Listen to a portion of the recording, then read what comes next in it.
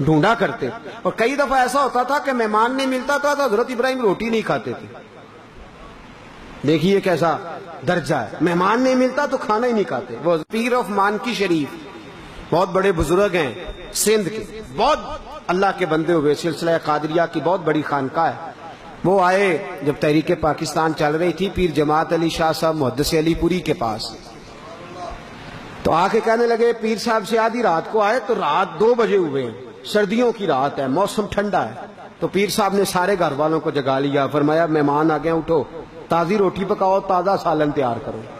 سیدزادیاں اٹھ کے کھانا پکانے لگے. سادات کرام, اب ٹھنڈی لکڑیاں, بڑا مشکل ہو گیا. 1-1.5 گھنٹے کے بعد کھانا پکا تو کھانا سجایا, ان کو پتہ ہی نہیں, بتایا ہی نہیں بظاہر پیر صاحب کو کہ لنگر پک رہا ہے. کھانا لگ گیا, اتنی دیر دودھ پیش کیا, کھجوریں پیش کی جو اس وقت ماں حاضر تھا.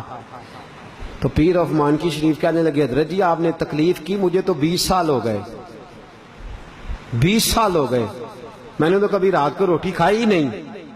تو میرے ملت کہنے لگے حضرت جی آپ کو 20 سال ہو گئے, آپ نے کبھی رات میں کھائی نہیں, اور مجھے 60 سال ہو گئے, میں نے کبھی مہمان کو بغیر کھائے سونے نہیں دیا.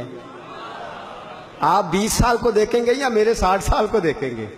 تو حضرت امیر ملت نے بات کی تو وہاں جتنے لوگ بیٹھے تھے وہ کہتے ساری دنیا شش کرنے لگی, فرمانے لگے سیدزادیوں نے آدھی رات اٹھ کے پکایا ہے تو کھائیں تو صحیح.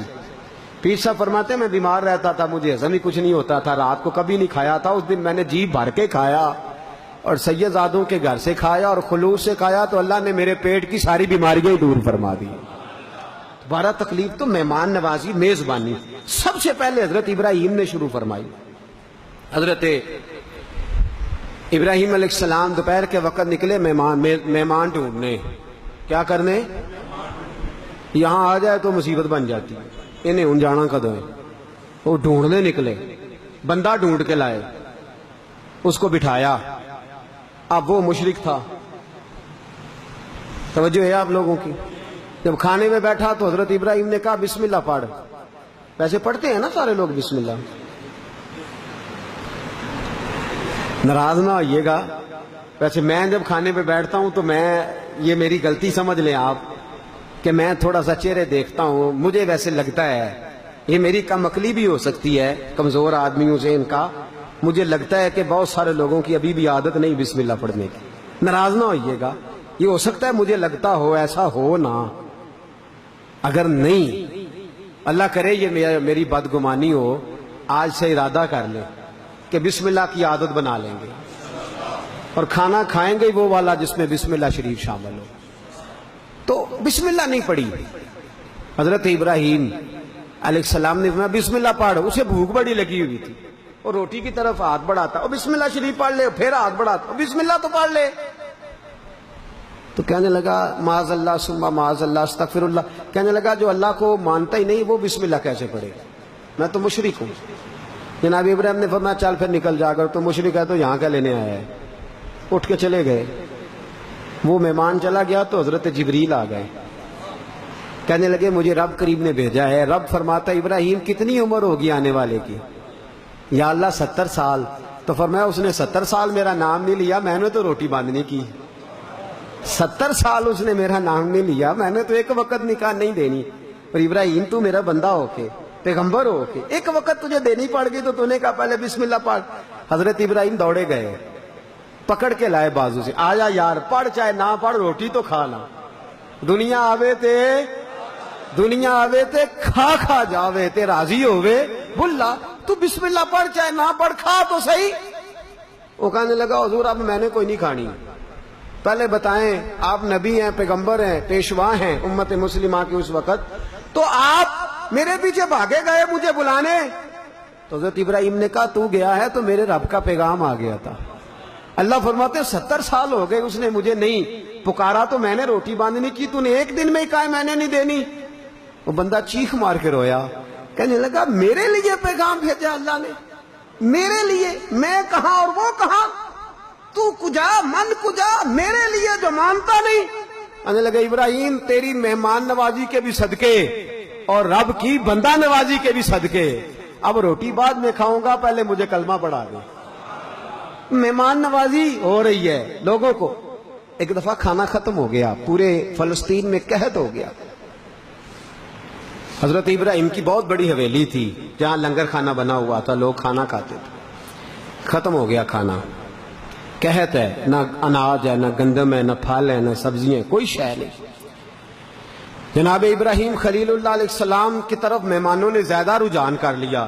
جن کے گھروں میں کھانا پہلے پکتا تھا وہاں بھی نہیں پک رہا، ڈھیر لگ گیا مہمانوں کا، اور امید لگا کے آئے وہ لوگ کہ چلو یہاں سے تو روٹی ملے گی نا۔ اب حضرت ابراہیم نے پوچھا تو گھر میں کچھ نہیں، مہمانوں سے کہا کہ بیٹھو کچھ منگاتے ہیں۔ مصر میں ایک دوست رہتا تھا، آپ نے اپنے غلاموں کو، خادموں کو بلایا، فرمایا اس طرح کرو 10 اونٹ لے جاؤ، بوریاں خالی رکھ لو، اور میرے دوست سے کہنا کہ اناج کی بھر کے دے دیں، سنا ہے مصر میں غلہ ہے۔ وہ لوگ چلے گئے، مصر پہنچے، اس دوست سے بات کی تو اس نے کہا کہ میرے پاس تھا تو بہت پر ختم ہو گیا۔ اب وہ خالی 10 اونٹ خالی آئے۔ حضرت ابراہیم کو پہلے ایک شخص گیا، لوگوں نے مشورہ کیا کہ جناب ابراہیم کو پہلے پیغام دے لیں کہ کیا کرنا ہے، خالی اونٹ لے کے جائیں گے تو مہمان مایوس ہو جائیں گے۔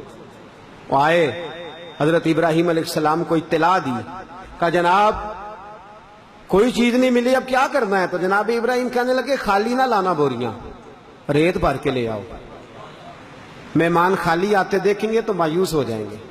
دیکھیں نا، یہ ہمیں حکم نہیں، لیکن میرے نبی پاک کی سنت ہے، حکم نہیں سنت ہے، پھر سمجھ لو، حکم نہیں رضا ہے، حکم نہیں رضا ہے۔ میرے نبی نے قرضہ اٹھا کے بھی مہمان نوازی فرمائی ہے، میرے نبی نے اپنی زرہ کو رہن رکھ کے بھی مہمان نوازی فرمائی ہے۔ حضور پر جو قرضہ رہتا تھا کس چیز کا تھا؟ گھر میں تو مہینہ مہینہ چولہا نہیں جلا، لیکن مہمان آیا تو میرے نبی نے دل کھول کے مہمان نوازی فرمائی، قرضے اٹھا اٹھا کے مہمان نوازی فرمائی۔ حکم نہیں دیا ہمیں کہ ہمیں یہی حکم ہے کہ تم اپنی پہنچ کے اندر رہ کے کرو، لیکن ادا اور ہے، حکم اور ہے۔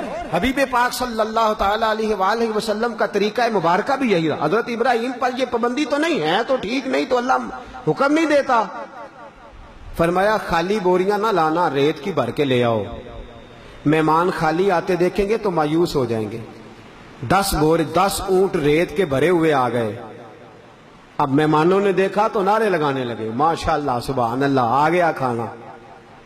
ریت کی بوریاں اتر گئی تو جناب ابراہیم نے سر سجدے میں رکھ دیا، کہنے لگے یا اللہ اپنے لیے تو نہیں مانگتا میں، خدا بندہ میں اسحاق اور اسماعیل کے لیے نہیں مانگتا، میں سارا اور ہاجرہ کے لیے نہیں مانگتا، یہ تیرے بندے مجھے تیرا محبوب سمجھ کے، تیرا پیارا سمجھ کے آئے ہیں، تو مہربانی فرما، ان کے لیے مجھے رزق عطا فرما۔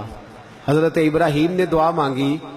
اب حضرت سارا کو نہیں پتا کہ بوریوں میں ہے کیا، وہ سمجھیے گندم آ گئی ہے۔ کنکاں ٹیکن تے فصلاں محکن تے ہووے بخت سولا، دنیا آوے تے کھا کھا جاوے تے راضی ہووے بلا۔ ان کو یہ پتا ہے کہ گندم آ گئی، انہوں نے کنیزوں سے کہا چلو چلو بوریاں کھولو۔ بیبیاں کہتی ہیں بوریاں کھول لی تو اس طرح کی گندم نکلی جیسے پہلے کبھی دیکھی نہیں تھی، اس طرح کی گندم کے دانہ گندم کا لگے ہیرا ہے، چمکتا ہوا، اور خوشبو اتنی کہ دور دور پھیل گئی۔ پیسا نہ جب روٹیاں پکائی تو خوشبو دور۔ حضرت ابراہیم نے سر سجدے سے اٹھایا تو حضرت سارا نے ایک روٹی کا لقمہ چکھا تو دوڑی آئی، کہنے لگی ابراہیم جو تیرے مصری یار نے گندم بھیجی ہے نا، اس طرح کی میں نے کبھی دیکھی نہیں۔